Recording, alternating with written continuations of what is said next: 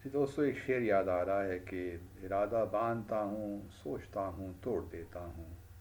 ارادہ باندھتا ہوں سوچتا ہوں توڑ دیتا ہوں، کہیں ایسا نہ ہو جائے کہیں ویسا نہ ہو جائے۔ اوفا شہر روس کا، جہاں پہ شنگھائی کوآپریشن آرگنائزیشن کی سمٹ ہوئی جولائی 2015 کو، اور 10 جولائی 2015 ہمارے وزیر اعظم نواز شریف اور بھارت کے وزیر اعظم نریندر مودی کے درمیان ملاقات ہوتی ہے۔ اس ملاقات کے نتیجے میں ایک جوائنٹ اسٹیٹمنٹ ایشو ہوتی ہے، اور اس اسٹیٹمنٹ کا حصہ ہے کہ پرائم منسٹر نواز شریف اپنے بھارتی ہم منصب کو انوائٹ کرتے ہیں جو سارک سمٹ ہونے جا رہی تھی اسلام آباد میں نومبر 2016 کو، اور پرائم منسٹر نریندر مودی اس کو تسلیم ایکسیپٹ کر لیتے ہیں اس دعوت کو۔ پھر اس کے بعد ہم جانتے ہیں کہ یہ 19ویں سارک سمٹ جو پاکستان میں ہونی تھی نہیں ہوئی۔ اس کی بنیادی وجہ کیا بنی؟ وہ یہ ہوا کہ 18 ستمبر 2016 کو اوڑی میں ایک واقعہ ہوتا ہے، اور اس کے نتیجے میں 19 بھارتی اہلکار شہید ہو جاتے ہیں۔ اس کے بعد 28 ستمبر کو بھارت سرجیکل اسٹرائیک کا ڈرامہ بھی رچاتا ہے ایل او سی پہ، اور پھر بھارت یہ انکار کر دیتا ہے کہ پاکستان میں وہ نہیں جائے گا، کیونکہ جب تک پاکستان کراس بارڈر بقول ان کے ٹیررزم میں انوالو رہے گا تو ہم پاکستان میں نہیں جا سکتے سارک سمٹ اٹینڈ کرنے۔ ہم سب جانتے ہیں سارک ایک ملٹی لیٹرل آرگنائزیشن ہے، 8 ممبران ہیں اس کے، لیکن بھارت نے پاکستان آنے سے انکار کر دیا، اور نہ صرف خود انکار کیا بلکہ دوسرے جو سارک ممبر کنٹریز تھے ان پہ بھی زور ڈالا کہ آپ ہی نہ جائیں، اور پھر ہوا یہی کہ بہت سے ممالک نے کہا کہ ہم نہیں آ سکتے۔ اور پھر بھارت نے یہ انڈیا بھی ایک شوشہ چھوڑا کہ کہیں اور کروا لیجیے سمٹ، کھٹمنڈو میں ایک پروپوزل تھی کہ وہاں ہو جائے، لیکن پاکستان اس سے متفق نہیں ہوا۔ تو ہوا یہ کہ سارک سمٹ نہیں ہو سکی، اور آج تک وہ 19 سارک سمٹ نہیں ہو پائی۔ تو بھارت نے کیوں ایسا اقدام لیا؟ اس کی بنیادی وجہ یہی ہے کہ وہ دنیا بھر کو یہ بتانا چاہتا تھا کہ ملٹی لیٹرل سمٹ اور نو سمٹ، وہ جو بنیادی جو اس کا نیریٹو ہے کہ پاکستان کراس بارڈر ٹیررزم کو اپیٹ کر رہا ہے، سپورٹ کر رہا ہے، کشمیر میں وائلنس کروا رہا ہے، وہ اس کو ری انفورس کرنا چاہتے تھے، اور وہ پاکستان پہ پریشر بھی بلڈ کرنا چاہتے تھے۔ تو بہرحال وہ سمٹ نہیں ہوئی، اور ابھی تک جیسا میں نے پہلے کہا وہ سمٹ ابھی تک نہیں ہوئی۔ اب ہمارے وزیر خارجہ جا رہے ہیں شنگھائی کوآپریشن آرگنائزیشن، وہاں پہ چونکہ اس وقت بھارت کے پاس چیئر ہے، تو وہاں پہ فارن منسٹرز کی میٹنگ ہو رہی ہے گوا میں 2 سے 4 مئی میں، مئی کے پہلے ہفتے میں، اور اس کے بعد پھر سمٹ ہوگی جولائی میں۔ تو یہ جو اب بہت سے لوگ کہہ رہے ہیں، اس کو اپریشیٹ بھی کر رہے ہیں کہ کیا زبردست فیصلہ کیا ہے، کیونکہ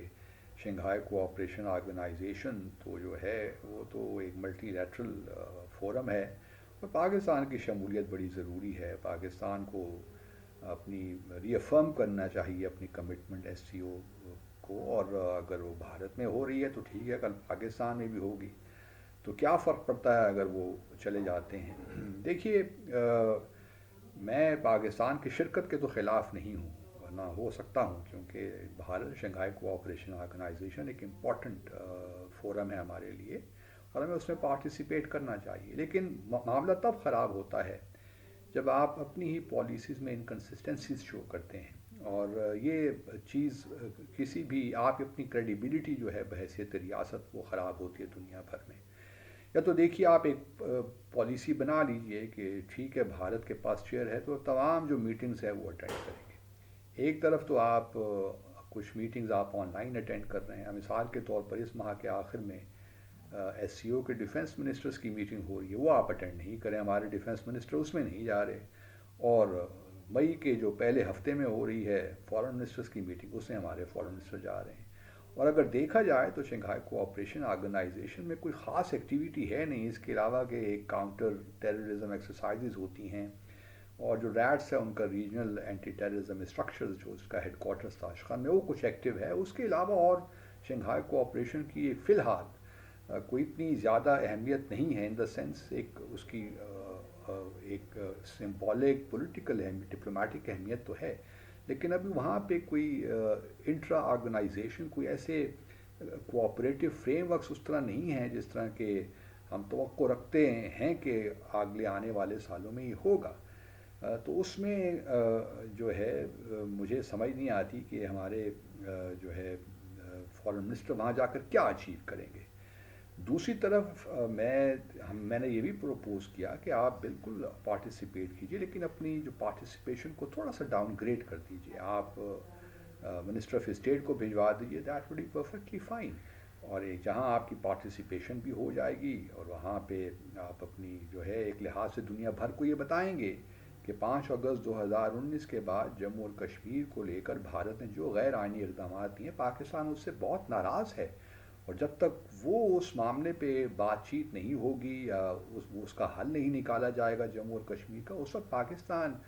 بھارت کے ساتھ وہ نارمل انگیجمنٹ بھی نہیں کر سکتا، چاہے وہ ملٹی لیٹرل فورمز میں کیوں نہ ہو۔ اور یہ موقع تھا جب ہم اپنی ایک لحاظ سے پرنسپل پوزیشن کو ری انفورس کرتے، دنیا کو بتاتے، لیکن ہم نے یہ موقع شاید اب گنوا ہی دیا ہے۔ اب یہ کہا جاتا ہے کہ جی شنگھائی کوآپریشن آرگنائزیشن ہمارے لیے بڑی اہمیت کی حامل ہے، تو کیا سمرقند میں جو افغانستان پہ کانفرنس ہوئی نیبرز کی، وہ ہمارے لیے امپورٹنٹ نہیں تھی؟ وہاں پہ زیادہ ضروری تھا جانا، میں سمجھتا ہوں ہمارے وزیر خارجہ کا۔ وہاں تو وہ گئے نہیں، وہاں بھی روس کے فارن منسٹر تھے، چین کے فارن منسٹر تھے۔ تو اگر یہ بات کی جاتی ہے کہ جی وہاں موقع ملے گا بھارت میں، گوا میں، کہ جی فارن منسٹر سے ملاقات ہوگی چین کے، روس کے، تو وہ وہاں بھی ہو سکتی تھی۔ وہ آپ نے موقع ضائع کر دیا جہاں پہ آپ کو جانا چاہیے تھا۔ افغانستان ہمارے لیے فار مور امپورٹنٹ اس وقت شنگھائی کوآپریشن آرگنائزیشن سے، کہ ہم وہاں تو گئے نہیں، اور اب ہم دل اپنا بھارت جانے کے لیے بے چین ہو گئے ہیں۔ مجھے اس کی قطعاً کوئی سمجھ نہیں آتی کہ کیوں کر ہم اپنی، اور پھر اس کا کیا اثر ہوگا جموں اور کشمیر، مقبوضہ جموں اور کشمیر کے لوگوں پر، یہ بھی آپ جانتے ہیں۔ گو کہ ان کی خواہش ہے کہ پاکستان اور بھارت کے درمیان ایک مذاکرات ہوں، ایک تعلقات آگے بڑھیں، جموں اور کشمیر کا تنازع حل ہو، لیکن بھارت تو اس موڈ میں ہے ہی نہیں۔ تو آپ بجائے اس سے کہ آپ بھارت پہ پریشر بلڈ کریں، آپ تو بالکل یہ تسلیم ہی کر رہے ہیں ایک لحاظ سے کہ بس ٹھیک ہے جی اب معاملات کو آگے بڑھائیں۔ اگر اب جو ہے آپ میرا تو پروپوزل اوریجنل یہی تھا کہ آپ وزیر مملکت کو بھجوائیے اس فارن منسٹرز کانفرنس میں، جو سمٹ آئے گی تو اس میں آپ وزیر خارجہ کو بھجوا دیجیے، that would have made sense. اب کیا آپ پرائم منسٹر کو بھجوائیں گے ایس سی او کے سمٹ اٹینڈ کرنے کے لیے؟ اس وقت پاکستان نہ جانے کیا حالات ہوتے ہیں، جو اس وقت حالات پاکستان میں اتنی انسٹیبلٹی ہے، پولیٹیکل ایک خلجان کسی کیفیت ہے کہ کوئی بھی یہاں سے چلا جائے، اس کی کریڈیبلٹی کیا ہوگی جب تک ایک 5 سالوں کے لیے نئی حکومت نہیں آ جاتی؟ وہ جب بھی آتی ہے وہ دیکھا جائے گا، لیکن اس وقت جو پاکستان کے حالات ہیں، تو اپنی جو پرنسپل پوزیشن ہے اس کو آپ کیوں خواہ خواہ میں ویکن کر رہے ہیں؟ یہ میرا صرف نقطہ ہے۔ اور اگر رہے تو پھر کنسسٹنٹ رہیے، پھر جو بھی کرنا ہے کنسسٹنسی کے ساتھ کیجیے،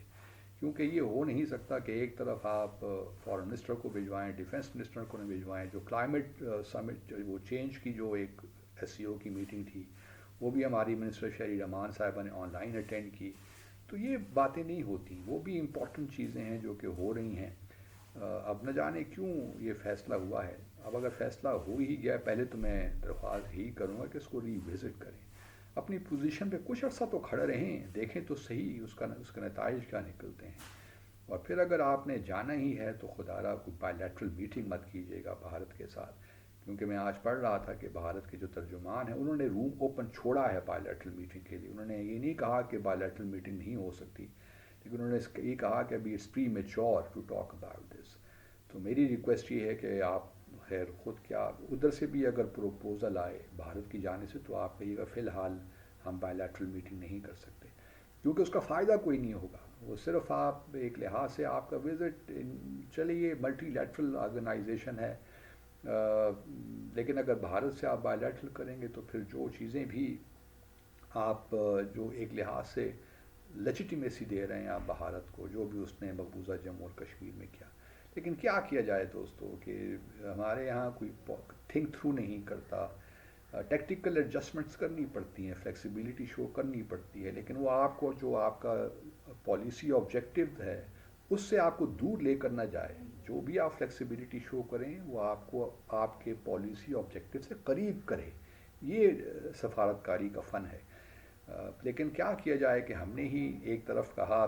کہ یہ ہم بھارت کے ساتھ کوئی بات چیت نہیں کریں گے، اور پھر بیک چینل پہ ہم نے مذاکرات بھی کر دیا، اور پھر 25 فروری 2021 کو ہم نے سیز فائر ایگریمنٹ بھی کر دیا. تو یہ جو ہماری پالیسیز میں